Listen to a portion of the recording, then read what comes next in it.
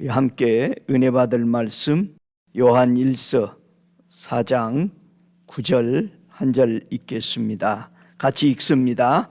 하나님의 사랑이 우리에게 이렇게 나타난 바 되었으니 하나님이 자기의 독생자를 세상에 보내심은 저로 말미암아 우리를 살리려 하심이니라. 아멘.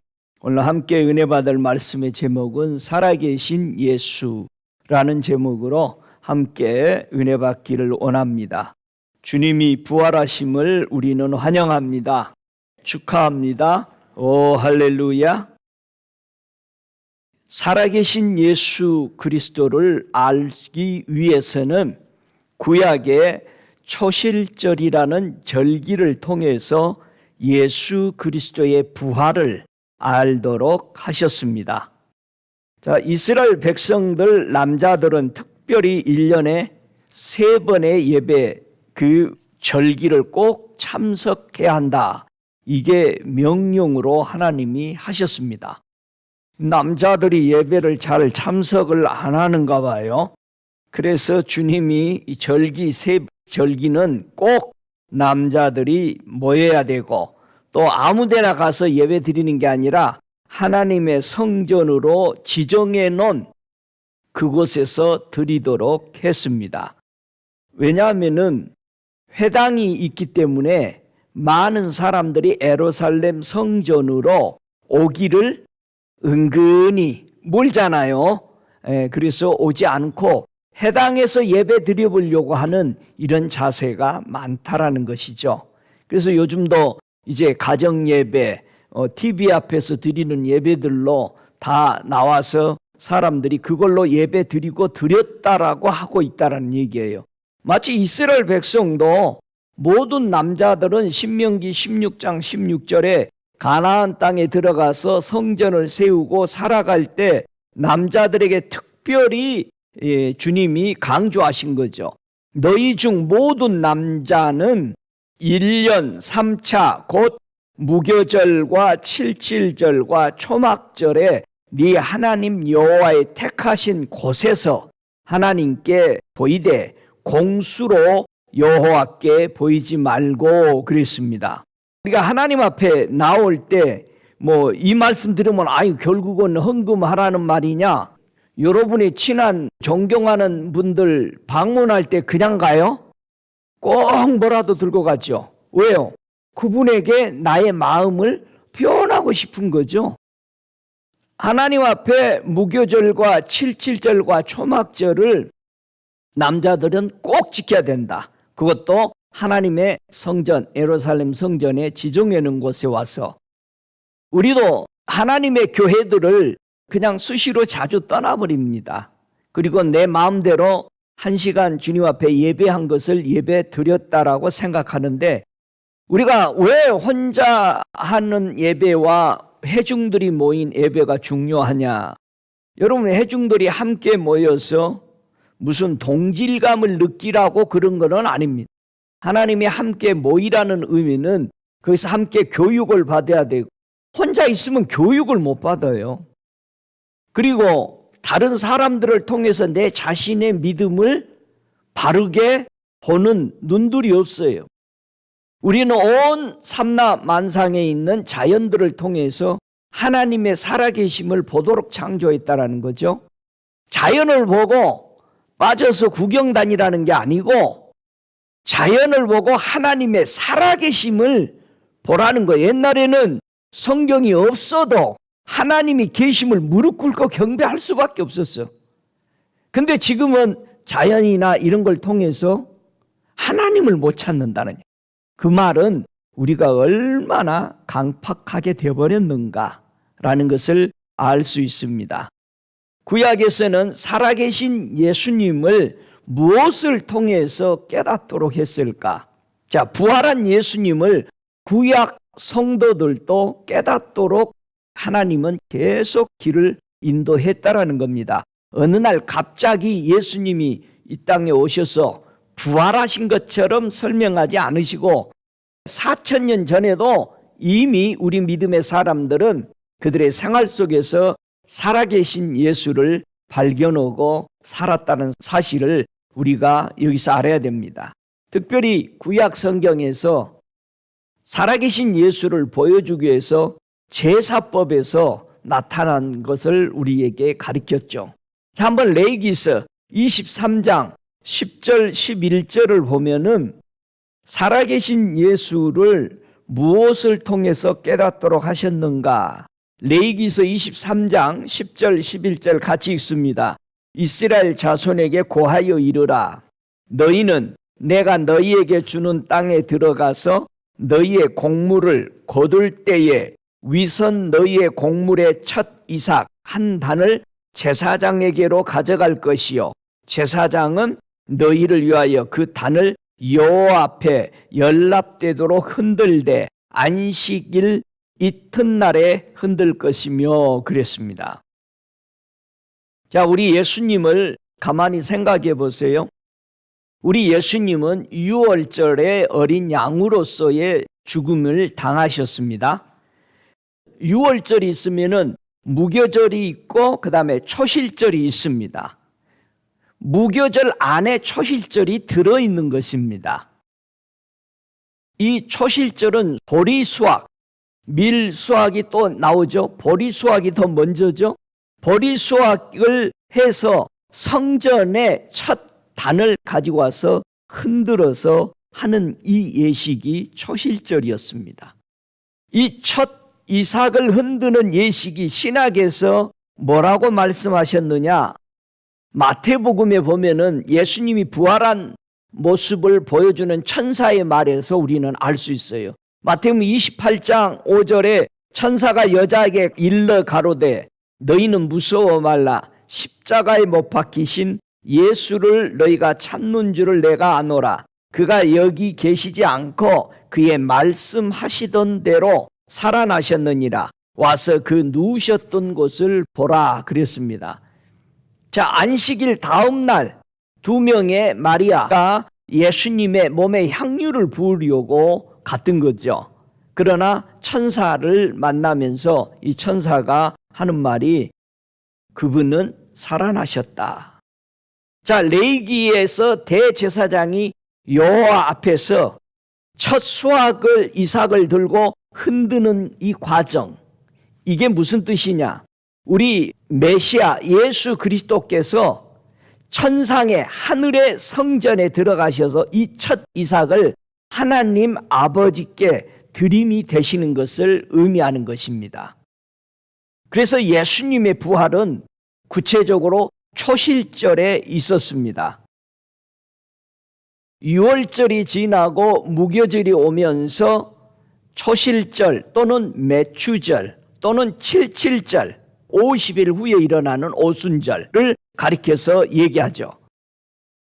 예수님이 초실절의 그 의미를 이렇게 설명합니다. 요한복음 12장 24절에 내가 진실로 진실로 너에게 이르노니 한 알의 밀이 땅에 떨어져 죽지 아니하면 한 알 그대로 있고 죽으면 많은 열매를 맺느니라. 이렇게 설명합니다. 예수님이 한 알의 밀이 되어서 죽을 것이다. 첫 열매가 되기 위해서 우리 예수님은 이때 분명히 장사를 지내는데 어떻게 장사 지내는지 한번 보세요. 14일이 유월절이죠. 유월절에 죽으시죠. 그 다음에 무교절 기간에 니산월 15일에 장사됩니다. 그 다음에 초실절에 부활이 되십니다. 그래서 3일 만에 부활이 되는 것입니다. 이 첫 열매를 어디서 끌어다가 사용했을까요? 우리가 쓰고 있는 이 첫 열매라는 뜻은 어디서 끌어와서 우리에게 첫 열매라는 말을 처음 사용하게 되냐? 근거가 어디냐? 한번 보죠. 다 찾으시기 바랍니다. 로마서 15장 12절에 보면은 첫 열매라는 첫 것, 첫 열매라는 개념의 근거를 어디서 성경은 끌어와서 사용하고 있느냐라는 것을 여기서 알 수 있습니다. 자, 로마서 15장 12절 함께 읽습니다. 또 이사야가 가로되 이새의 뿌리 곧 열방을 다스리기 위하여 일어나시는 이가 있으리니 열방이 그에게 소망을 두리라 하였느니라. 첫 열매라는 의미는요, 어디서 뿌리에서 근거해 왔느냐? 로마서 15장 12절에 다스리기 위하여, 요 말입니다. 통치하다란 뜻입니다. 이새의 뿌리, 곧 열방을 다스리기 위해서 일어나는 이 누구죠? 예수님의 통치가 첫 열매로 등장하는 단어입니다. 이해가 되죠? 그래서 예수님의 뿌리로부터 근거해서 첫 열매가 시작되는 거예요. 이새의 뿌리, 곧 열방을 다스리기 위하여 일어나시는 이가 있으리니, 바로 예수님이 첫 열매의 뿌리이신 이새의 뿌리로 오신 바로 그분이 통치하시는 메시아에게 뿌려진 이름입니다. 그래서 이 뿌리의 근거가 예수님의 통치에다가 둔 것을 가리켜서 첫 열매라는 의미를 쓰게 됩니다.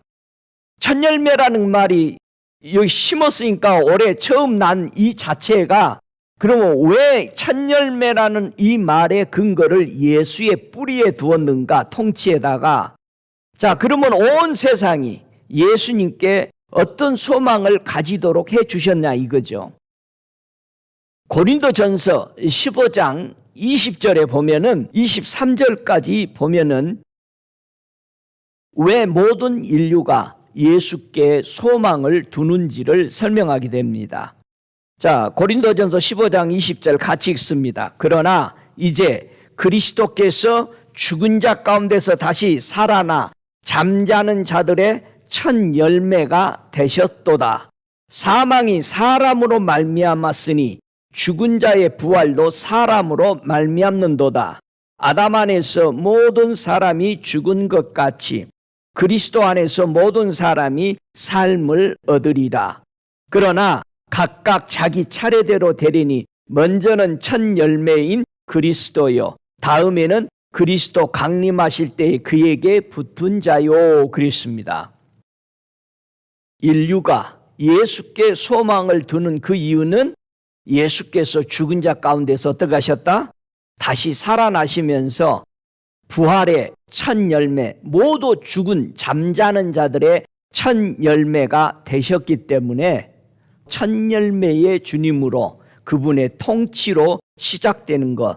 그래서 모든 첫 열매의 의미는 바로 예수의 통치라는 의미에서 끌어왔다라는 겁니다. 자, 그러면은 우리는 어떻게 첫 열매가 될 수 있을까? 여러분, 저와 여러분이 첫 열매 돼야 돼, 안 돼야 돼? 돼야 되지. 예수님께 붙어 있다면은 우리가 첫 열매가 돼야 돼. 여러분, 첫 열매 어떻게 돼요? 예수님만 첫 열매 됐으니까 됐지 그러지 말고 우리도 첫 열매가 돼야 되는 거, 예수께 붙어 있다면은. 자, 어떻게 우리는 첫 열매가 될까? 야고보서 1장 18절에 우리에게 첫 열매가 되는 의미를, 과정을 정확하게 설명합니다.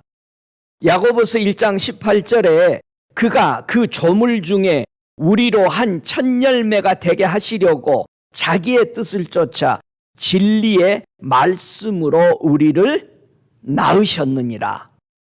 그러면 우리가 첫 열매가 되기 위해서는 뭐로 태어나야 돼? 진리로 태어나야 돼. 자, 진리는 어디서 왔어요? 예, 요한복음 1장 14절에 우리 예수님이 말씀이 육신이 되어 우리 가운데 거하심에 우리가 그 영광을 보니 아버지 독생자의 영광이요 은혜와 진리가 충만하더라 그랬어요. 예수님이 가져온 것은 뭐라고? 이 땅에 오시면서 은혜와 진리를 가지고 오셨다. 모세는 율법을 가져온 것처럼 우리 예수님은 하늘에서 오시면서 은혜와 진리를 가졌다. 그 말은 진리의 말씀으로 우리를 낳았다라는 것은 예수 그리스도로 통해서 우리가 태어나야만이 우리도 첫 열매가 된다라고 말하고 있습니다. 그래서 베드로 사도도 이 말씀에 다시 한번 더 베드로전서 1장 23절 하반절에 하나님의 살아있고 항상 있는 말씀으로 되었다. 그렇게 말합니다. 자, 하나님의 말씀은 살아있다, 죽었다. 우리 말들은 죽어버립니다. 한번 지나가면은. 그거 가져라 하면은 그 가져라는 그 사람에게만 해당되는 거예요. 근데 예수님의 말씀은 어느 누구든지 수천 년이 지나도 앞으로 수만 년이 오더라도 이 말씀은 누구에게나 진리로 적용되는 살아있는 말씀이다 이 말이에요. 할렐루야. 예수님이 가지고 오신 하나님의 은혜와 진리는 무엇으로 우리는 얻게 되죠? 예수의 보혈 없이는 하나님의 진리와 은혜를 얻을 수 없습니다. 예수님의 피 흘리심을 우리가 받아들이지 않는다면 우리는 진리로 태어날 수가 없어요.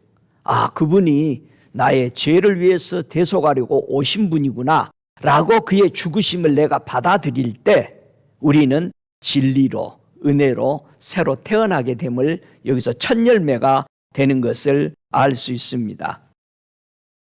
롤랜드 펑 목사님은 이 과정에서 진리의 말씀은 어떻게 해야 하는가에 대해서 하나님의 방법과 하나님의 조건들을 사람들에게 알려주는 것이다. 이렇게 말했습니다.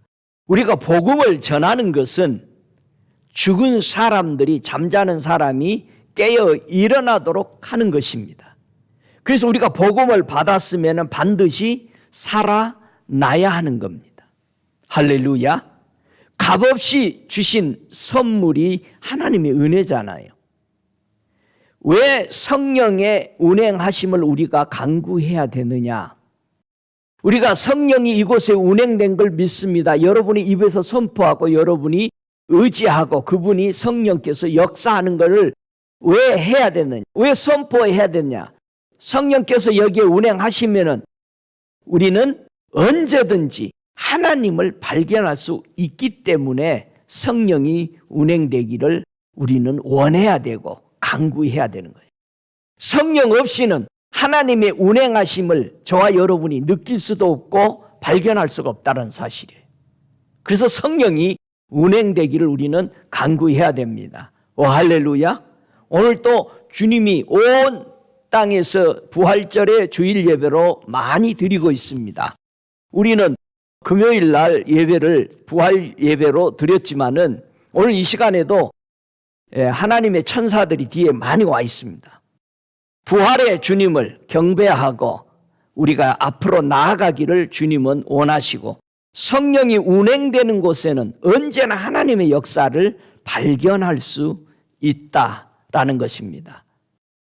여러분, 진리의 말씀으로 새롭게 태어나면은 우리가 어디에 속하게 되죠? 여러분이 다시 태어났다, 첫 열매가 되었다. 그러면 나는 어디에 속하냐 이거예요. 계시록 14장 4절 이하에 보면은 이 사람들은, 자, 첫 열매가 된 사람들은 여자로 더불어 더럽히지 아니하고 정절이 있는 자라. 여자 하면은 뭐라고 그랬어요? 세상을 사랑하는 것을 하지 않고 정절이 있다. 이제는 절개가 있는 신앙자가 되죠. 어린 양이 어디로 인도하든지 따라가는 자며 지멋대로 다니지 않는다는 얘기예요. 누구 따라다녀? 어린 양을 따라다녀. 어린 양이 누구시죠? 우리 예수 그리스도만 따라가게 된다. 그래서 그 사람은 구속을 받았는데 처음 익은, 요게 처음 익은 열매인 거야. 자, 내가 처음 익은 열매로 태어났으면은, 첫 열매가 되었으면은 바로 이렇게 산다는 얘기. 그러면서 하나님과 어린 양에게 속한 자가 되는 것이에요. 할렐루야. 여러분, 하나님과 어린 양이신 예수님께 속해 있습니까? 이제는 태어났으면 첫 열매로 예수만 따라가는 겁니다. 이유가 없는 거죠. 그래서 진리의 말씀을 받아 거듭나고 그의 증거로 우리에게 뭘 줬어요? 성령의 처음 익은 열매를 받은 우리까지도 그렇게 말을 하는 거예요. 성령을 우리가 받음으로써 처음 열매라는 증거가 보여지는 거예요. 그러니까 성령 받은 사람이 첫 열매라는 것을 증거되는 거예요. 이건 성령은 받아도 되고 안 받아도 되고 아니고, 이거는 내가 첫 열매 예수로 말미암아 진리의 말씀으로 태어났다라는 증거, 그 말씀으로 태어나고 그 증거가 성령의 처음 여긴 열매들에게 나타난다라는 사실을 여기서 볼 수 있습니다. 그러면 우리가 무엇으로써 새로운 열매를 계속 맺으며 살아가야 되느냐? 우리가 첫 열매가 됐으니 열매가 계속 열려야 되죠. 열매가 한 번 열리고 그 다음 해에 계속 안 열리면은 어떻게 되겠어요? 우리 집에 감나무 심어놨는데 아니 첫 해는 그냥 주먹보다 더 크게 열리더라고. 이야, 이거 그랬는데 아니 그 다음 해부터는 한 번도 연시는 안 열려. 단감만 열리는 거야. 아, 그런데 어느 날 이 연시 나무가 죽어버리는 거예요. 그러니까 이거 뭐 열리지도 않는 거 죽어버리더니 잘 됐다. 배 내버렸어. 옆에 나무도 안 크는 거야. 여러분, 열매는 계속 열려야 되는 거야. 그럼 우리가 첫 열매로서 예수를 믿고 첫 열매가 됐고 성령 따라 살면은 계속 우리는 뭐를 맺어야 된다? 열매를 맺어줘야 된다. 계속 열매는 우리는 어떻게 맺어지지? 성경을 찾아서 한번 읽어봅시다. 계속 첫 열매가 맺어지도록 우리는 무엇을 계속 영위해 나가야 되는지 에스겔서 47장 12절에 보면은 우리가 열매를 계속 맺으며 살 수 있도록 하는 것이 있습니다. 에스겔서 47장 12절 같이 읽습니다. 강 좌우가에는 각종 먹을 실과나무가 자라서 그 잎이 시들지 아니하며 실과가 끊지지 아니하고 달마다 새 실과를 맺으리니 그 물이 성소로 말미암아 나옴이라. 그 실과는 먹을만하고 그 잎사귀는 약재료가 되리라. 오, 뭐가 나와? 지금 계속 우리는 뭘 받아들여야 열매를 계속 맺을 수 있어? 성소에서는 뭐가 나온다? 물이 나온다. 오, 예수님이 첫 열매가 되시고 예수님이 뭐죠? 성전이시죠. 그 성전에서 예수님에게서는 뭐가 나온다? 물이 나온다. 이 물을 계속 받아들여야 우리는 열매를 계속 맺어간다. 할렐루야. 여러분, 이 물이 열매 맺지 못하게 하는 뭐를 치유할까? 이 물이 뭐를 치유할 것 같아? 자, 에스겔서 47장 8절 봐요. 그 위에 절. 그가 내게 이르시되 이 물이 동방으로 향하여 흘러 아라바로 내려가서 바다에 이르리니 이 흘러내리는 물로 그 바다의 물이 소송함을 얻을지니라. 성전에서 나오는 물이 열매 맺지 못하게 하였던 뭐를 치유한다? 바닷물을 치유한다. 바닷물은 어때요? 먹을만 해요? 안 돼. 여러분, 바닷물은 언제 생긴 거야? 그렇지. 창세기 1장 10절에 하나님이 묻힐 땅이라 칭하고 모인 물을 바다라 칭하시니라. 물이 많이 모이는 것이 바다네. 자, 그러면 물은 어디 많이 모여 있어? 교회에 많이 모여 있어. 학교에 많이 모여 있어. 세상에 많이 모여 있어. 자, 이 물로 인해서 열매를 못 맺어. 그래서 성전에 나는 물로 인해서 이 바닷물에서 구원해 주는 거야. 회복시키는 거야. 자, 계시록에 보면은 똑같이 사도 요한이 에스겔이 받은 말씀을 동시에 같이 말하죠. 계시록 20장 12절에 보면은 또 내가 보니 죽은 자들이 무릇 대소하고 그 보좌 앞에 섰는데 책들이 펴 있고 또 다른 책이 펴졌으니 곧 생명책이라. 죽은 자들이 자기 행위를 따라 책들에 기록된 대로 심판을 받으니 바다가 그 가운데서 죽은 자들을 내어주고 또 사망과 음부도 그 가운데서 죽은 자들을 내어주매 각 사람이 자기 행위대로 심판받고. 자, 바다가 뭐를 삼켜버렸어? 사람들의 생명을 삼켜버려서 다 죽어 있어. 하나님의 성전에서 흐르는 그 물이 이 바다를 치유해서 죽은 자들을 살려내서 회복이 되면서 첫 열매가 계속 열매를 맺히도록 한다. 할렐루야. 그러면 우리는 예수님의 입에서 나오는 그 말씀이 사람이 떡으로만 살 것이 아니요 하나님의 입에서 나오는 말씀으로만 살리라고 했던 말씀을 여기서 우리는 볼 수 있습니다. 그러니까 바다에 있으면 뭐한다? 죽은 심령이야. 세상에 있으면 죽은 거야. 믿습니까? 여러분 바다에 있어. 어디에 있어요? 바다 위를 걸어가야지. 빠지면 죽어요. 왜 바다에서 소생돼야 될까? 바다는 뭐가 있어서 사람들의 생명을 죽이냐 이거예요. 바닷속에는 뭐가 있다고 그래? 이사야 27장 1절에 보니까 그날에 여호와께서 그 견고하고 크고 강한 칼로 날렘 뱀 리오야단 곧 꼬불꼬불한 뱀 리오야단을 벌하시며 바다에 있는 용을 죽이시리라. 바다에는 뭐가 살고 있어? 용들이 살고 있어. 거기 들어가면은 죽어. 물려서 죽어. 예? 이사야서 63장 11절에도 보면은 백성과 양무리의 목자를 바다에서 올라가게 하신 자가 어디 계시뇨? 이들은 알았어. 자기네들이 바다에 있다가 죽었다라는 것을. 이스라엘 백성이 홍해 바다를 건너올 때 살았어요? 죽었어요? 살아났어 전부 다. 그 위험한 바다를 지나갔는데 그런데 이스라엘 백성처럼 흉내 내려다가 그들을 죽이려다가 다 어떻게 됐어? 다 죽었어. 우리를 바다에서 올라오게 한 그 목자는 어디 계시뇨? 그렇게 말하는 거 이들이. 그들에게 성신을 성령을 두신 자가 어디 계시뇨? 이사야가 이스라엘 백성들에게 너희가 체험하고 보았던 그 하나님, 너희가 받은 그 성령으로 노래하며 하나님 앞에 춤을 추며 감사했던 그 성령 받은 거 다 어디 갔냐? 이스라엘 백성에게 우상에서 돌아오라고 이 길로 가면 망한다고 말하고 있습니다. 예수님이 물이 되셔서 바다를 치유하는 모습 가만히 보세요.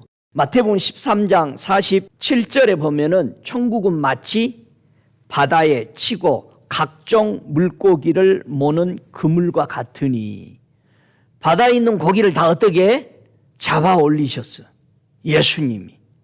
예수님이 말씀하니까 제자들이 계속해서 왼편에다가 이 그물을 내렸더니 고기가 잡혔어 안 잡혔어? 안 잡혔어. 어디에다 내리라? 오른편에 내려보라니까 오른편에 내리니까 얼마나 많이 잡혔어. 여러분 세상에서 뭐 잘 안 돼? 왼편에 던져서 그래. 오른편에 던지시기 바랍니다. 이제부터 해봐. 오늘부터 가서 오른편에 던져봐. 오른편이 뭐예요? 양이잖아. 오른편이 무슨 뜻이요? 의로운 자야. 이제는 의로운 편에 주님께 붙어서 던져봐. 된다 안 된다? 다 된다. 믿습니까? 아유 목사님 나 열매가 별로 없네. 오른편에 던져. 믿습니까? 우리 예수님은 살아계실 때 제자들에게 바다에서 소생시키는 것을 가르쳐 준 거예요. 할렐루야. 이 유다서 1장 13절에는 바다에 참혹한 것을 말해주고 있어요. 바다가 빠져 있으면 어떻게 되냐? 자기의 수치의 거품을 뿜는 바다의 거친 물결이요 그랬어요. 바다같이 거기서 뭐를 드러내고 있어? 자기 수치. 사람들이 세상에 자기 수치를 드러내고 있어. 자기 영혼을 구원하지 못한 것에 큰 소리치고 있어. 이런 사람들이 영원히 예비된 캄캄한 흑암에 돌아갈 유리하는 별들이라고 말하고 있습니다. 우리 주님께서 회개의 중요성을 가르쳐 줄 때에 니느웨의 성을 가지고 회개의 중요성을 이스라엘 백성들에게 보여줬습니다. 자, 니느웨의 성은요, 흥미로운 게 아직 북이스라엘이 멸망하기 전에 이사야가 사역하는 그 동안에 요나 선지자가 니느웨에 가서 복음을 전했더니 살아났어요, 안 살아났어요? 다 살아났어. 니느웨의 성은 누가 다스리고 있었어요? 아수르가 다스리고 있었어요. 사넬립 왕이, 아수르 왕이 이 니느웨 성을 수도로 정해놓은 곳이야. 그러면 사넬립이 이스라엘 백성 이사야 시대에 쳐들어왔었죠. 그런데 요나가 가서 회개하니까 그 성이 완전히 회개를 한 거야. 그걸 보고 이스라엘 백성들도 이거 회개 안 하면 죽는구나. 회개를 한 거거든요. 근데 이 니느웨 성이 멸망할 것을 예언한 선지자가 누구예요? 나홈이야. 나홈 선지자가 이 니느웨 성이 멸망하는 걸 얘기하는 거예요. 그러면 나홈 선지자는요, 언제 예언을 했냐? 에레미야 당시 때 예언한 사람이야. 자, 에레미야 당시 전에 앞서서 예언을 해가지고 니느웨 성이 멸망한다. 그러면 아수르가 회개했어요, 안 했어요? 회개 안 했죠. 그래서 니느웨 성이 아수르의 수도가 멸망됩니다. 나홈 선지자의 외침을 에레미야가 우리도 회개 안 하면 이렇게 멸망한다. 이스라엘 백성이 회개했어요, 안 했어요? 회개 안 하고 어디로 가요? 70년 바벨론에 포로 잡혀갑니다. 여러분, 실제로 한 성을 가지고 이스라엘 백성을 깨우친 겁니다. 지금 온 세계를 뭐를 가지고 깨우치냐? 이스라엘 백성이 살았던 성경의 기록을 가지고 온 인류가 구원받든지 멸망한다는 것을 깨우치는 거예요. 이스라엘 백성이 이렇게 살았는데 너희들 꼭 그렇게 살면 다 망한다. 여러분, 이스라엘 백성을 존경하고 기도하고 하지만은 그대로 사는 데를 따라가면은 죽는 거예요. 닮아가면 죽는 거예요, 이스라엘 백성. 여러분, 우리는 승리하기 위해서 언제나 누구를 따라가요? 승리한 사람을 따라가야지. 그렇죠? 망해본 사람 따라가면, 시험에 낙방한 사람 따라가는 사람이 있어요. 우리 기독교가 이스라엘 백성이 하고 실패해버린 것을 절대 담지 말아야 되는데 어쩌면 그 실패한 걸 담냐 이거요. 그래서 예수께서 승리하는 모습들을 복음서를 통해서 계속해서 보여주고 있습니다. 이스라엘 백성에게 에레미야가 이런 말을 합니다. 에레미야 5장 24절에 너희 마음으로 우리에게 이른 비와 늦은 비의 때를 따라 주시며 우리를 위하여 추수 기한을 정하시는 우리 하나님 여호와를 경외하자 말하지도 아니하니 너희 허물이 이러한 일들을 물리쳤고 너희 죄가 너희에게 오는 좋은 것을 막았느니라 그랬어요. 하나님의 말씀을 우리가 읽으면서 이렇게 살면 죄다 하면 돌아서야 되죠. 돌아서면 죄가 해결된 거잖아요. 돌아서지 않으면 계속 죄 중에 있는 거잖아요. 저와 여러분이 매일 하나님의 말씀에 비추어서 잘못됐다면 돌아서는 겁니다. 믿습니까? 그렇게 하면서 사시기 바랍니다. 하나님이 지금 절기들을 통해서 자원하는 심령을 찾고 계십니다. 이스라엘 백성이요, 이 절기들을 지킬 때 특별히 자원하는 마음을 주신 겁니다. 자, 예수님이 부활하시고 40일 계시다가 올라가시고 10일 후에 성령이 내렸죠. 그러니까 50일 만에 성령이 내려온 겁니다. 이 성령이 임할 것을 오순절을 보고 구약에서도 계속 절기들을 지켰어요. 그게 뭐냐면은 77절이라는 게 신명기서 16장 9절에 보면은 7주를 계산할지니 곡식의 낫을 대서 첫날부터 7주를 계산하여 네 하나님 여호와 앞에 77절을 지키되 네 하나님 여호와께서 네게 복을 주신 대로 내 힘을 헤아려 자원하는 예물을 드리라고 그랬어요. 여러분, 자원하는 게 뭐예요? 자발적이죠. 자유의지야. 여러분, 저와 여러분이 이 땅에 살면서 선악을 알게 하는 열매를 따먹고 살 수도 있고 하나님이 주시는 생명나무 실과를 따먹을 수 있어요. 그건 에덴 동산에만 있는 게 아니에요. 지금도 우리에게 자원하는 심령을 주님은 원하시는 거예요. 강압적이 아니라는 거. 여러분 여기에 어쩔 수 없이 나온 게 아니잖아요. 그래서 자원하는 예물을 가리켜서 자원의 예물 또는 낙헌제라고 그런 거예요. 이런 것들이 자원하는 예물, 아주 즐거이 드렸다고 그래요. 여러분 우리가 지난번에 봤던 역대하 35장 8절 이하에도 이들이 유월절 지킬 때 방백들, 지도자들이죠. 지도자들과 백성들에게 양을 엄청 준 거예요. 자원해서. 이 양으로 하나님 앞에 제사드리라고. 여러분 이게 자원하는 거예요. 하나님 앞에 마음껏 드려라. 그래서 제사장에게 양 2,600과 수소 300을 유월절 제물로 드렸다라고 되었습니다. 우리가 자원하는 심령이 어떤 것일까? 시편 110편 3절에는요. 자원하는 마음을 이렇게 표현했어요. 주의 권능의 날에 주의 백성이 거룩한 옷을 입고 즐거이 헌신하니 새벽 이슬 같은 주의 청년들이 주께 나아오나니. 그렇게 말합니다. 거룩한 옷을 입고 자원하는 헌신을 할 때에 우리 주님이 볼 때는 마치 새벽에 내리는 이슬과 같은 그 싱그러움을 주더라 이거예요. 우리가 자원할 때 하나님도 우리를 어떻게 받아주실까? 아버지의 마음을 여러분과 제가 알아야 돼요. 여러분 스스로 그냥 대충 생각해서 아마 하나님도 좋아하셨을 거야 이러지 말고 우리가 자원할 때의 하나님의 마음, 호세아 14장 4절에는 우리가 자원할 때 내가 저희의 패역을 고치고 즐거이 저희를 사랑하리니 나의 진노가 저에게서 떠났음이니라.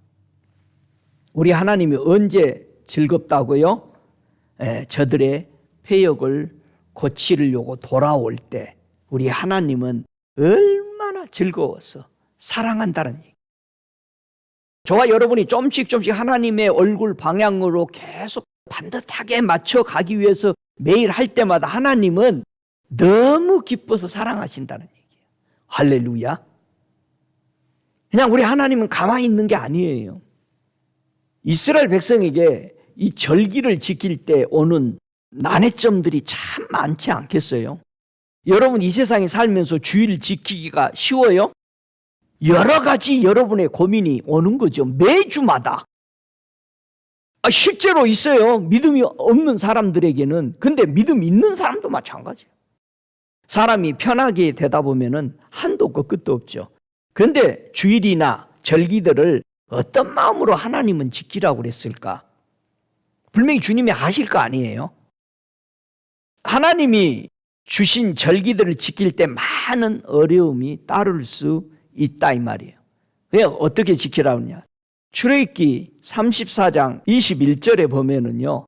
너는 엿새 동안에 일하고 제7일에는 쉴지니 밭 갈 때나 거둘 때에도 쉴지며. 야, 이 절기들을 지키고 주일을 지키는 것은 여러분 농사 지어봐요. 지금 씨 뿌려야 돼.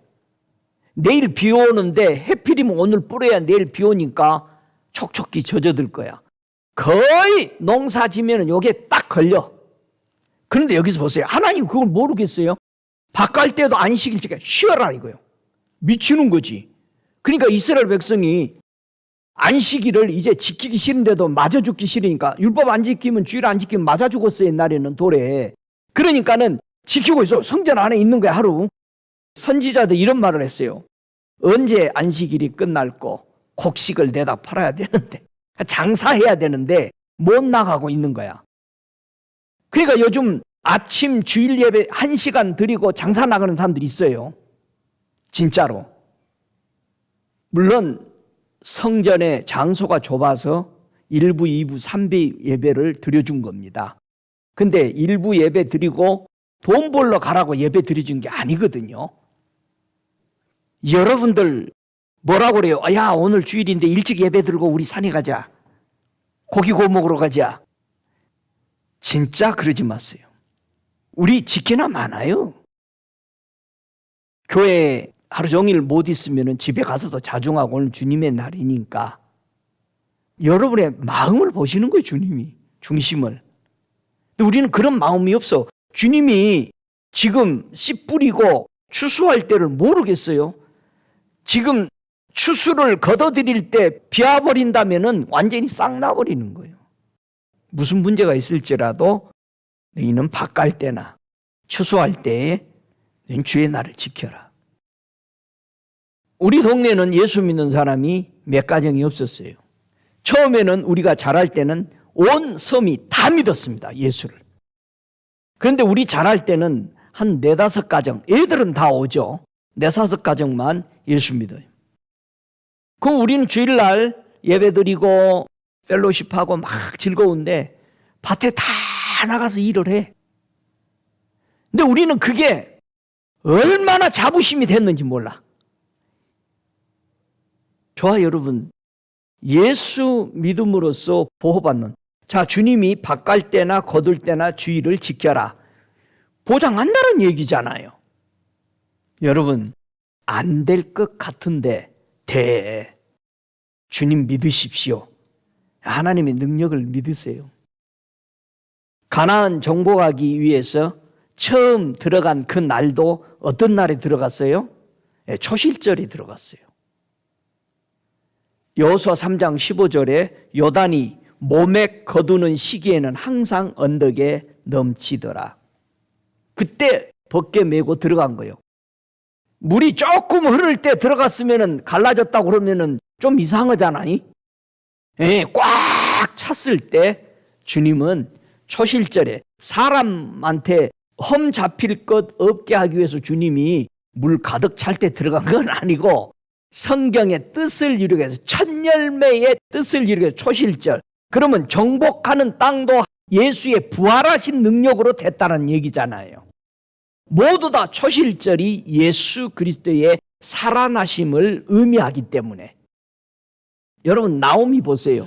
나오미가 예루살렘 집을 떠나가지고 남편 죽고 아들 둘 다 죽고 완전히 거지 되어버린 거지. 그런데 깨닫고 언제 돌아와? 또 초실절에 들어옵니다. 나오미가 그들이 보루 추수할 시작 때에 베들레헴에 들어왔다고 되어 있어요. 여러분, 이게 우연이 아니고 저와 여러분이 잃어버린 것들, 모든 것을 회복하는 것은 초실절이었어요. 예수님의 부활의 신앙을 믿고 돌아오는 것입니다.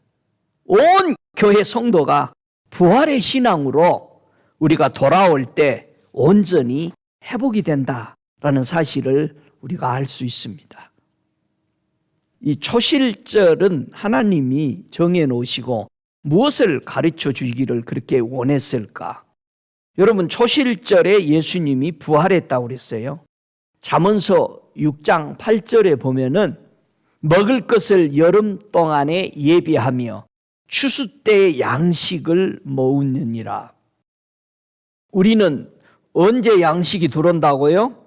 추수 때에. 그 말은 무슨 말이요? 예수님이 초실절에 부활하셨어요. 그러니까 성도가 양식이 풍성하려면은 무엇을 믿고 따라야 돼? 부활의 주님을. 부활의 예수가 없으면은 양식이 없어요. 늘 힘들어하고 풍성함이 없어. 여러분, 부활의 주님을 믿고 이 초실절에 부활하신 우리 주님을 기억하시기 바랍니다. 양식이 많아야지. 초실절에 예수님이 부활로 인해서 누가 제일 기뻐했을까? 여러분, 예수님이 부활했을 때 누가 제일 기뻐했어? 우리 기뻐했죠? 우리보다 더 기뻐하는 사람이 누구야? 잠언서 25장 13절에 충성된 사자는 그를 보낸 이에게 마치 추수하는 날의 얼음 냉수 같아서 능히 그 주인의 마음을 시원케 하느니라.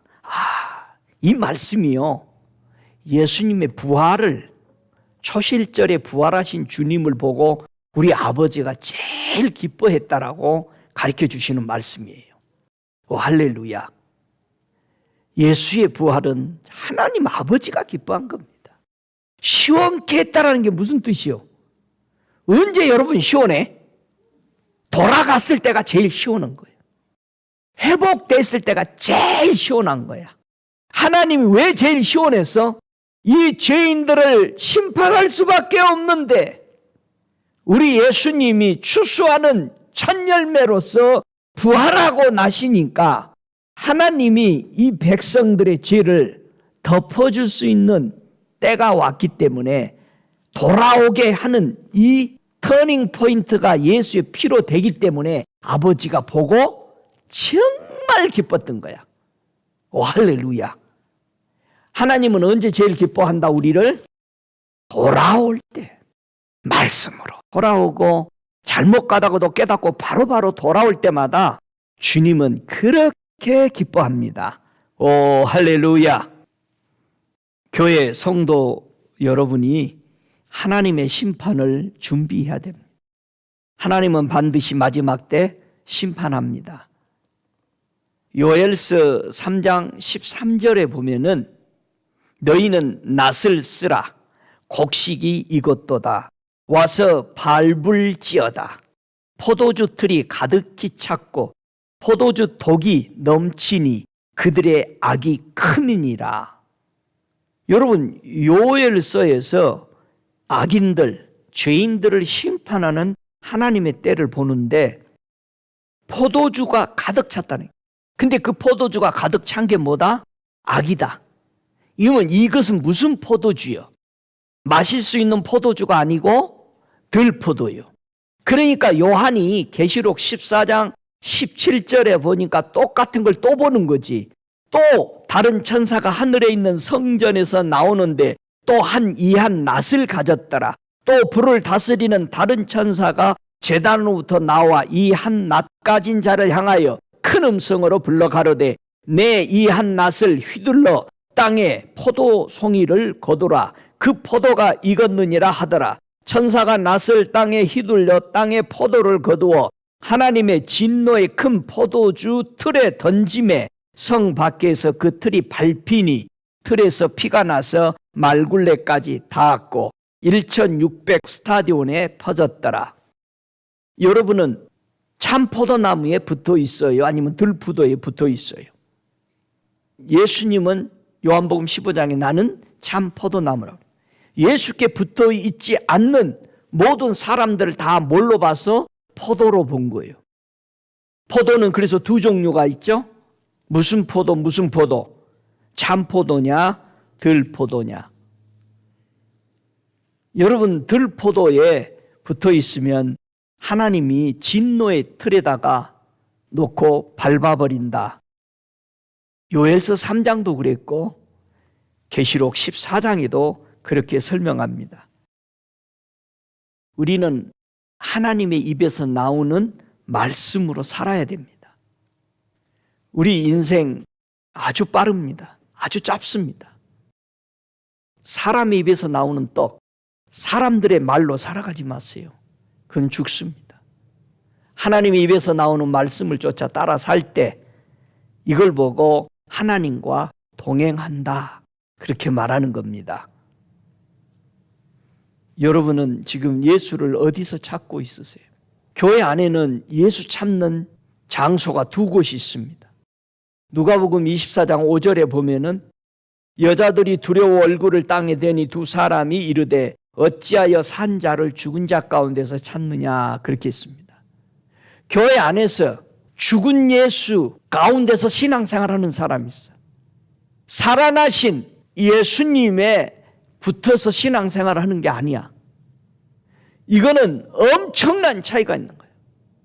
마치 이 두 여인이 예수님의 몸에 향유 바르려고 왔는데 예수님의 무덤에 주님이 안 계셔. 왜 죽은 자 가운데서 예수 찾니? 저와 여러분이 찾고 있는 예수는 살아있는 예수입니까? 종교 예수 아니요? 죽은 예수 아니요? 아무리 불러도 대답 안 하는 예수 아니요? 왜 우리가 주님 앞에 부르짖으면 응답을 못 받냐 이거. 죽은 예수 찾고 있는 거잖아.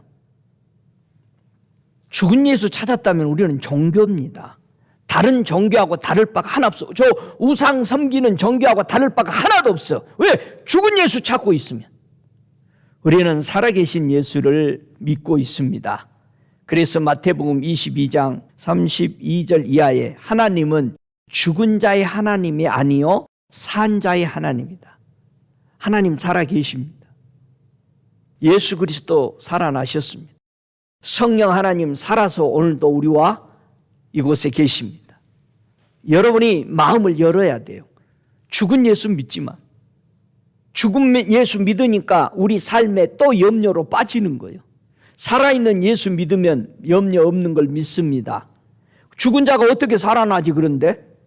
우리 주님이 죽은 자 어떻게 살아난다고 얘기했어요? 마태복음 5장 25절에 진실로 진실로 너희에게 이르노니 죽은 자들이 하나님의 아들의 음성을 들을 때가 오나니 곧 이때라. 듣는 자는 살아나리라. 아니 목사님 내가 지금 일평생 교회 와서 들었어요. 근데 왜 안 살아나는 거요? 여러분 살아나려면 뭐 하라고? 예수의 음성을 들으래요. 예수님의 음성을 들으면 뭐 한다? 살아난대. 그래서 예수님이 다른 방법으로 또 살아나는 것을 이 말씀과 이어서 해주는 게 요한복음 6장 51절에 뭐라고 그래요? 나는 하늘로서 내려온 산떡이다. 사람이 이 떡을 먹으면 뭐 한다? 산다. 영원히 영생한다. 나의 줄 떡은 세상의 생명을 위한 내 살이로다 하니라. 예수의 음성을 듣고 나면은 살아나. 근데 그 살아나는 그 음성이 뭐였어? 예수를 살과 피를 먹는 것이 살아나는 거라. 자, 예수의 살과 피를 어떻게 먹는 거라고 수없이 가르쳐줬죠. 우리는 요한복음 6장 35절의 말씀처럼 뭐죠? 예수님께 오는 거예요. 오는 게 뭐예요? 떡을 먹는 거예요. 오는 게. 믿는 게 뭐예요? 피를 마시는 거예요. 여러분 이거 잊어버리지 말아요. 나 예수 믿는데 왜 이렇게 목말라? 왜 이렇게 만족이 없지? 뭐 하는 거예요? 피 안 마셔. 그 말은 무슨 뜻이야? 안 마신다는 건 피를 안 마신다? 안 믿어. 예수의 말씀이 안 믿으니까 모든 게 궁금하고 안 맞아. 믿어봐. 믿으면은요 고민이 없어요. 염려가 없잖아요. 우리 예수께 무슨 문제가 있든 예수께 가는 겁니다. 예수님 가서 물어야 돼. 그리고 믿어야 돼. 그래야 저와 여러분이 양식이 풍성하고 다시는 목마름이 없어요. 오 할렐루야. 그래서 이스라엘 백성에게 주님이 이런 말씀하셨어요. 이스라엘 백성도 광야 40년 동안 뭐 먹고 살았어요? 만나 먹고 살았어. 자, 하늘에서 내려온 떡이라니까 이스라엘 백성이 금방 알아챘어. 뭐라고 그랬어? 우리 그거 먹었어도 죽었는데요. 그러니까 예수님이 뭐라고 그래? 너희들이 먹었던 떡과 다르다. 뭐가 다를까요? 이스라엘 백성은 하늘에서 내린 만나를 먹고도 말 들어 안 들어? 안 들어. 저와 여러분이 예수의 피와 예수의 살을 먹게 되면은 예수 그리스도를 통해서 내 죽은 영혼이 다시 살아나기 때문에 말을 안 듣는 게 아니라 자진해서 들어. 할렐루야. 여러분 내가 새로 태어났다고 생각해봐. 자진히 듣죠. 왜요? 생명의 은인이잖아. 우리 새로 태어난 거요. 여러분 옛날 걸 생각하지 마세요. 자꾸 옛날 걸 가지고 생각하면은 여러분은 모든 말씀이 다 걸려. 근데 내가 새로 태어난 데서 이 예수의 말씀을 받으니까 여러분 새 신자들에게 성경 가르쳐봐. 뭐라고 그래? 아유 목사님 의문이 하나도 없어요. 나는 들은 게 하나도 없어서요. 근데 사람들은 들은 걸 가지고 들은 말씀을 또 잣대질을 해.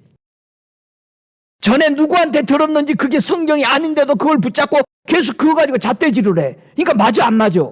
안 맞아. 세상에 초신자들 가르치기가 제일 편해요. 그냥 다 받아들이는 거예요. 질문이 있어요. 그건 뭐라고 그래? 아이 목사님 뭐 아는 게 있어야 질문하지. 지금 들었으니까 그게 다예요. 여러분 질문이 나쁘다는 게 아니고 저와 여러분이 가진 것을 가지고 또 들은 것에 잣대질을 하는 거야.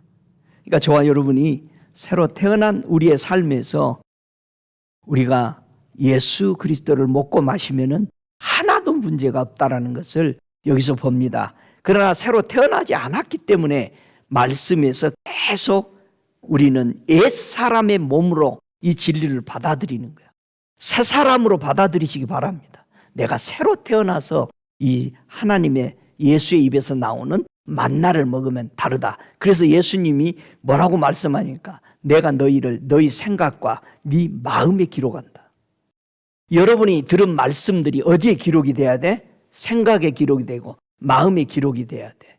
그래서 늘 주의 말씀이 생각나야 돼. 무슨 일을 할 때마다 주님 이럴 때는 어떻게 합니까? 생각이 나야 돼. 여러분의 마음에 그 말씀들이 새겨져야 돼. 그래야 헛된 시간에 방황하지 않고 바로 가는 줄로 믿습니다.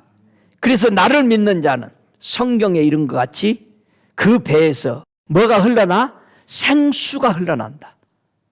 여러분 바닷물이 생수예요? 아니요. 예수님의 입에서 흘러나오는 것이 생수예요. 그 생수를 마시니까 그 강에서 엄청나게 폭발되더라고요. 그 배에서 생수가 난다. 생수는 어떻게 터진다고 그랬어요? 성령 받는 것을 가르쳤어. 여러분 성령을 받고 나면은 내 속에 들었던 말씀들이 폭발적으로 일어나 깨달아져. 막 폭발이 돼. 야, 그때 들었던 거 다 생각나. 우리를 창조할 때 하나님이 뭘로 창조했어요? 말씀으로 창조했잖아, 우리를. 그럼 우리 안에는 뭐가 다 기록이 돼 있을까? 말씀이 기록이 돼 있어. 그럼 뭘 받으면 이 생수가 막 흘러버릴까? 성령 받고 나면 말씀이 이 성전에서 흐르는 물처럼 흘러나와서 깨달아지는 거죠. 그러면 이 생수를 어떻게 마실 수 있다고 물었어요? 그 생수 어떻게 하면 마십니까? 물어봤어. 남편을 데려오라. 그러니까 이 여인이 하는 말이 나는 남편이 없습니다. 그럼 맞다. 너는 남편이 5명이나 있었는데. 우리가 많이들 남편 가지고 있잖아요. 뭐 솔로몬은 남편인 남자니까는 여편을 얼마나 가지고 있었어? 1,001명을 가지고 있었단 말이에요.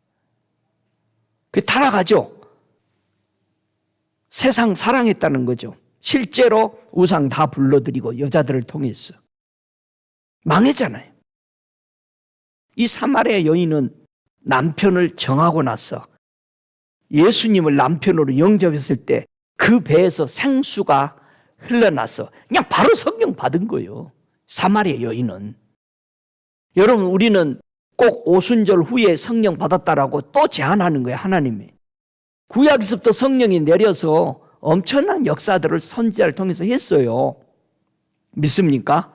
하나님은 죽은 하나님이 아니십니다. 할렐루야. 우리가 하나님의 일이 뭐냐? 우리가 뭐가 하나님의 일이요? 요한복음 4장 31절에 그 사이에 제자들이 청하여 가로되 라삐어 잡수소서. 가라사대 내게는 너희가 알지 못하는 먹을 양식이 있느니라. 제자들이 서로 말하되 누가 잡수실 것을 갖다 드렸는가 한데 예수께서 이르시되 나의 양식은 나를 보내신 이의 뜻을 행하는 그의 일을 온전히 이루는 것이다. 우리가 예수 믿는 게 하나님의 일이죠. 예수님을 믿고 하나님의 그 명령을 받았던 예수의 그 뜻을 우리도 계속 행하는 것이 하나님의 일입니다. 하나님은 우리를 구원하려고 보냈잖아요. 우리를 천국 오도록 한 거예요. 그게 하나님 일이에요. 그러니까 예수 잘 믿는 게 뭐예요? 하나님 일이죠. 진짜 잘 믿어. 너무 감사해서 감격해서 우리는 잘 믿는 그 자체가 그렇게 귀중하다라는 사실을 우리는 깨닫고 우리 예수님이 십자가 위에서 죽으셨습니다. 왜 예수님은 십자가 위에서 죽으셔야 했을까? 로마서 6장 10절에는 이렇게 설명합니다. 그의 죽으심은 죄에 대하여 단번에 죽으심이요. 예수님은 누구 죄 때문에 죽으셨다? 나의 죄 때문에 십자가에 달리시면서 하나님은 우리가 받아야 될 모든 죄의 심판을 누구에게 덮어버렸다? 예수님께 덮어버린 거죠. 그래서 그가 다시 살아나심은 하나님께 대한 살으심이요. 잘 보세요. 예수님이 죽으심은 인간의 죄를 지고 죽으시고 하나님이 행위록에 기록된 그 죄들을 거위에 씌웠어요. 그래서 제사장이 피를 받아서 사람 편에 반 뿌리고 하나님 편에 반 뿌렸다는 것이 그런 뜻이에요. 구약에 보면은. 사람의 죄, 하나님이 가지고 있는 저 인간들을 다 심판해야 되는데 내 이 아픈 마음을 어떻게 해야 될까 하는데 그것을 십자가에 다 쏟아버린 거예요. 그러니까 하나님의 손에 우리 애를 보는 죄가 있어 없어요? 없어. 할렐루야 해야 했잖아요. 진짜 예수님 하나님의 손에도 죄가 없고 우리도 죄가 없어. 그러니 참으로 펄쩍펄쩍 뛰면서 감사해야 할 일이 아니겠어요? 할렐루야. 이와 같이 너희도 너희 자신을 죄에 대하여 죽은 자요. 자, 우리 자신의 죄에 대해서 뭐다? 죽었어. 그리스도 예수 안에서 하나님을 대하여 산 자로 여길지니라. 우리는 새로 태어난 사람, 아무것도 없는 새 사람이요. 할렐루야. 옛날 것 다시 그 새 집에다가 넣지 마. 우리가 새로운 집이 되었어요. 그러면은 예수의 말씀으로 새 집으로 살아가야 돼. 믿습니까? 다시 옛날 거를 들고 가지 마. 이제 교회는 살아계신 예수님을 찾으면서 어떻게 살아야 될까? 로마서 8장 12절에 그러므로 형제들아 우리가 빚진 자로 돼 육신에게 져서 육신대로 살 것이 아니니라. 너희가 육신대로 살면 반드시 죽을 것이로되 영으로서 몸의 행실을 죽이면 살리라. 우리는 빚진 자야. 누구에게? 예수님께. 무슨 빚을 줬어요? 생명의 빚을 줬어. 그래서 우리는 육신대로 사는 게 아니야. 이제는 우리가 영혼의 몸을 가진 영생의 몸을, 영적인 몸을 가졌으므로 우리는 육적인 몸을 이제 사랑하지 않는 거야. 그래서 세상 것을 사랑하면은 내 영적인 몸에 뭐가 채워지겠어요? 다시 옛날 걸로 가득 채워져 버린가 그 집이. 여기서 빚을 졌다. 마태복음 6장 12절에 예수님이 이런 기도를 주기도문을 가르쳐 줬죠. 우리가 우리에게 죄 지은 자를 사하여 준 것 같이 우리 죄를 사하여 주옵시고. 초신자들 주님 앞에 올 때 주님 어떻게 해서 예수 믿게 됐냐니까 나는 생각지도 않았던 것이 죄라는 것을 깨달아서 예수 믿게 됐습니다 하는 게 고이다요. 자기는 이걸 죄라고 생각하지 않았던 게 죄라고 깨달아져서 예수 믿게 됐다는 거예요. 여러분, 주님은 우리에게 죄 지은 자를 사하여 준 것 같이 이제는 우리가 죄를 용서받았으니 죄를 짓는 사람에 대해서 우리는 뭐 해준다? 사해 줄 수 있다. 할렐루야.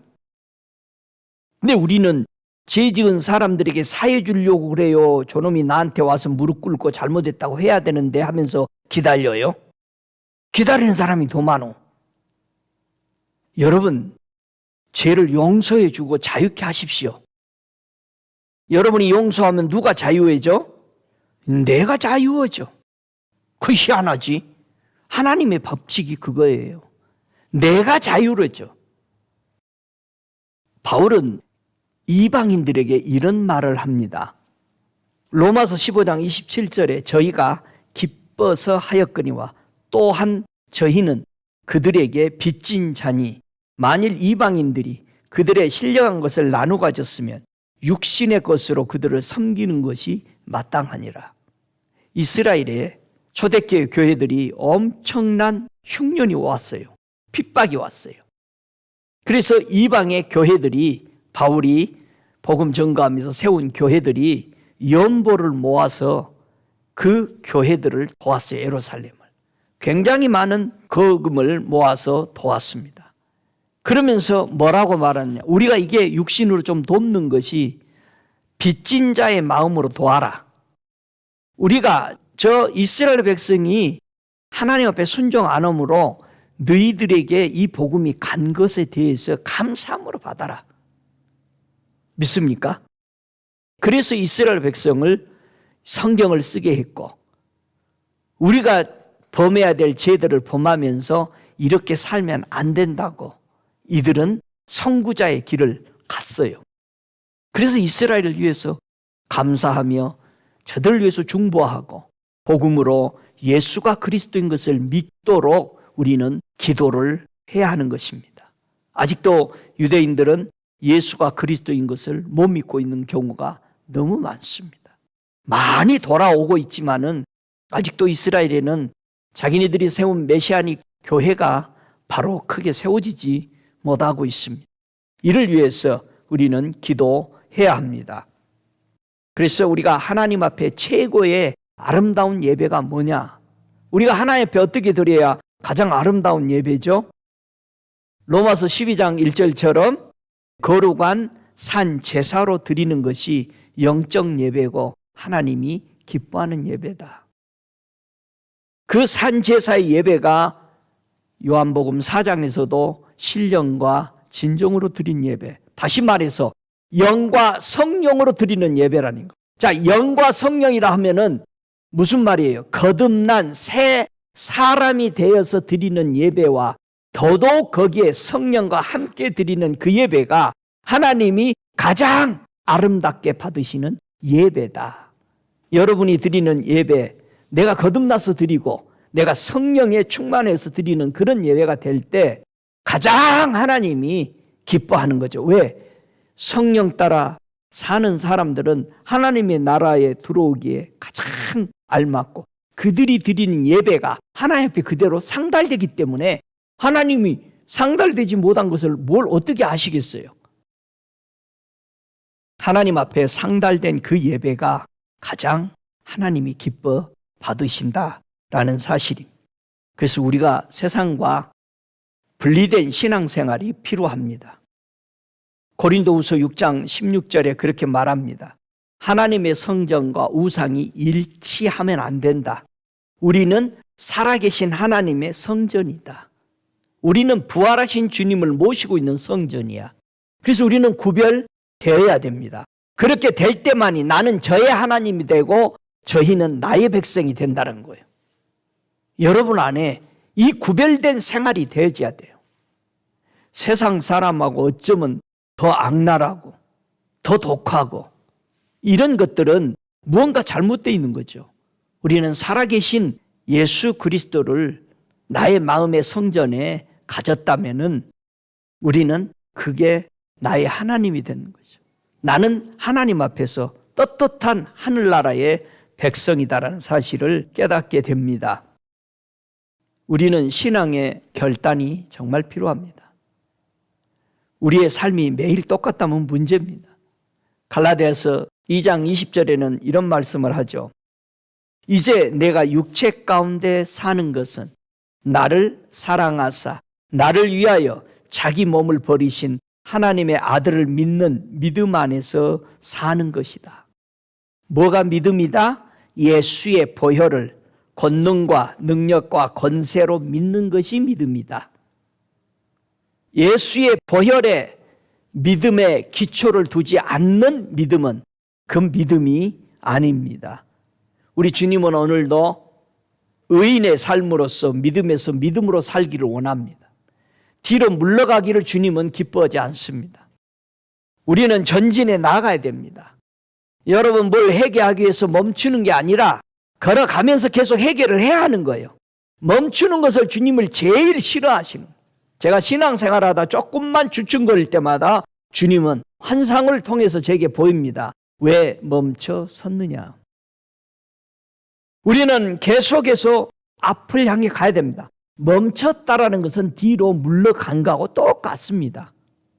계속 걸어갔으면 내가 저 지점에 안 서 있을 거죠. 좋아 여러분, 베드로 사도는 2장 4절에 하나님께는 택하심을 입은 보배로운 산돌이신 예수에게 나아오라고 말합니다. 우리가 매일 교회나 신앙, 기도, 말씀 볼 때마다 예수께 나가는 마음으로 성경을 읽고 그분에게 말씀해야 합니다. 너희도 산돌같이 신령한 집으로 세우라고 말합니다. 우리의 몸은 신령해야 됩니다. 예수 그리스도로 말미암아 하나님이 기뻐 받으시는 신령한 제사를 드리는 거룩한 제사장이 되라고 오늘도 우리 주님은 이렇게 말씀합니다. 예수님이 살아나셨다라는 것은 살아있어 사망과 음부의 열쇠를 가지셨다는 거예요. 예수 그리스도가 여러분 안에 있으면 여러분의 몸은 죽을 수 있으나 영은 영원히 산다라는 이 주님의 열쇠를 우리에게 주신 것입니다. 우리는 천국 열쇠를 가지고 있습니다. 아직도 하나님의 심판을 받을 사람들이 이 땅에 많습니다. 땅에 거하는 자들은 짐승에게, 우상에게 그들은 만들어서 숭배합니다. 땅에 거하지 말고 하늘에 거하시기 바랍니다. 여러분의 삶이 하늘의 삶이 되어야 하나님의 심판을 모면할 수 있습니다. 누가 심판받느냐? 계시록 19장 20절에도 짐승이 잡히고 그 앞에서 이적을 행하던 거짓 선지자들도 함께 잡히니 하나님의 말씀을 사람들이 좋아하는 입맛에 맞춰서 거짓으로 전했던 사람들, 짐승의 표를 받고 그 우상에게 경배하던 자들, 그리고 이적 기적을 일으켜서 미혹하는 자들. 그래서 마술 같은 거, 어떤 그런 것들을 보지 마세요. 주님은 죽이라고 그랬어요. 너무 좋아해요, 예수 믿는 사람들이. 산채로 유황불 붙는 못에 이들은 던져지게 됩니다. 우리가 살아야 될 바른 자세, 계시록 20장 4절에는 그렇게 말합니다. 우리는 예수의 증거, 하나님의 말씀으로 인해서 목배임을 당한 자들, 짐승과 그 우상에게 경배하지도 아니하고 이마에 손에 그의 표를 받지도 아니한 자들이 하나님과 함께 우리는 영원히 그 천국에서 사는 것입니다. 갈라디아서 5장 25절에는 말합니다. 성령으로 살면서 성령의 인도를 받으라고 말합니다. 우리는 성령으로 살아야 되고 성령의 인도받아야 됩니다. 내 마음대로 살면은 우리는 다시 옛 모습으로 가버립니다. 혹시 아직도 예수 그리스도를 마음에 주님과 왕으로 영접하지 못하는 사람이 있습니까? 히브리서 2장 15절에는 이렇게 말합니다. 죽기를 무서워함으로 일생에 매여 종노릇하는 모든 자들을 놓아주려 하심이라. 예수님이 부활하신 것은 사람은 죽기 무서워합니다. 큰 소리 쳐도요, 막상 죽을 때 되니까 벌벌 떨더라고요. 죽음에 있는 자들을 놓아 해방시키기 위해서 주님이 오셨습니다. 새로 태어난 이 회복된 인생은 그 삶이 원하는 게 뭘까? 여러분이 새로 태어났으면 내가 살고자 하는 삶의 구심점이 뭔가? 히브리서 9장 14절은 이렇게 말해요. 하물며 영원하신 성령으로 말미암아 흠없는 자기를 하나님께 드린 그리스도의 피가 어찌 너 양심으로 죽은 행실에서 깨끗하게 하고 살아계신 하나님을 섬기지 못하게 하겠느냐. 이게 새로운 태어난 인생입니다. 우리 하나님이 예수의 피로 우리가 구속받음으로 우리의 모든 죄와 허물에서 자유케 하시고 깨끗하게 죽은 행실에서 깨끗해진 거예요. 우리 양심이. 예수 그리스도의 진리의 복음을 듣고 살면서 우리는 의인으로서 살아야 됩니다. 의인은 어떻게 산다? 믿음으로 산다. 우리가 의인된 것은 예수 그리스도를 받아들임으로써 의인된 것입니다. 살아계신 예수님이 저와 여러분의 소망이십니까? 우리 소망을 살아계신 하나님께 둡니다. 곧 모든 사람, 특히 믿는 자들의 구주시라. 예수는 믿는 자의 구주입니다. 온 인류를 위해서 구원의 문은 열어놨습니다. 믿지 않는다면 그 예수가 여러분과 관계가 없습니다. 그의 살아나신 것은 흘리신 보혈을 의미합니다. 그 흘리신 그 보혈이 내가 믿어질 때 나의 모든 죄가 덮어졌고 하나님으로부터 받는 심판도 다 덮어진 것입니다. 이걸 믿는 사람이 바로 우리는 살아계신 하나님께 소망을 들고 그분을 보기를 오늘 또 사모하며 살아가는 저와 여러분 되실 줄로 믿습니다. 다 함께 일어나셔서 우리 기도하시겠습니다. 이 시간 기도할 때 무엇보다도 살아계신 예수님, 우리의 첫 열매가 되어주신 초실절의 예수님, 내가 다시 첫 열매가 되게 하신 그 예수, 하나님의 진리의 말씀으로 성전에서 나오는 그 물로 회복된 이 은혜에 우리가 함께 고백하며 감사하십시다. 살아계시는 예수님 감사합니다.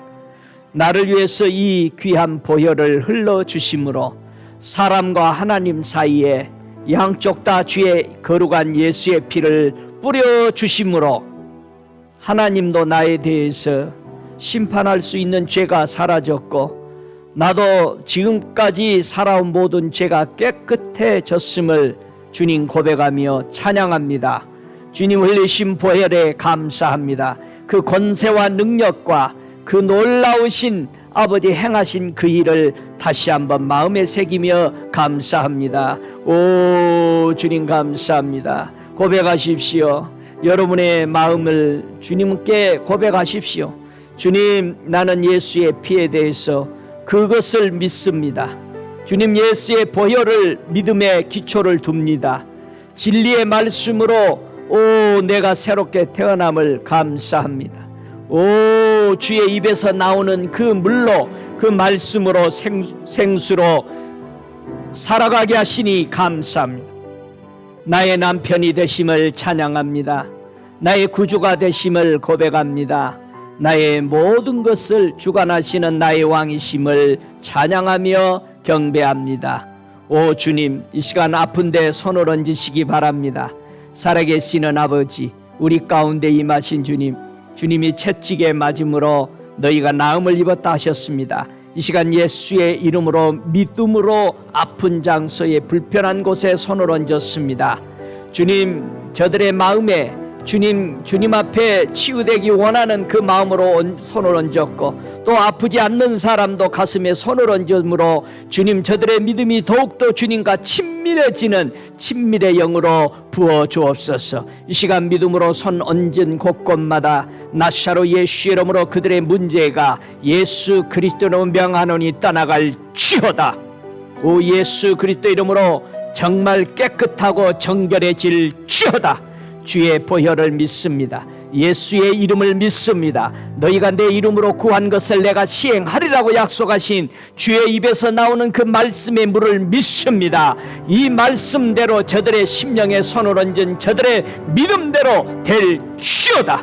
저들의 문제가 예수의 이름으로 해결이 되고 정결케 되어서 새 사람 되어서 주님 영혼 몸이 주님 오실 때까지 간건하여서 뛰며 기뻐하며 즐거워하며 주께 영광 돌리는 주의 자녀들 되기를 축복하오니 주 성령께서 역사하시는 걸 믿습니다. 지금은 우리 주 예수 그리스도의 은혜와 아버지 하나님의 극진하신 사랑하심과 성령의 내조하시는 역사하심이 오늘 살아계신 예수의 복음을 듣고 이 예수 따라 가기로 결심하는 저들의 심령과 저들의 가정과 저들 교회와 모든 직장 위에 지금부터 영원토록 함께 계실지어다. 아멘.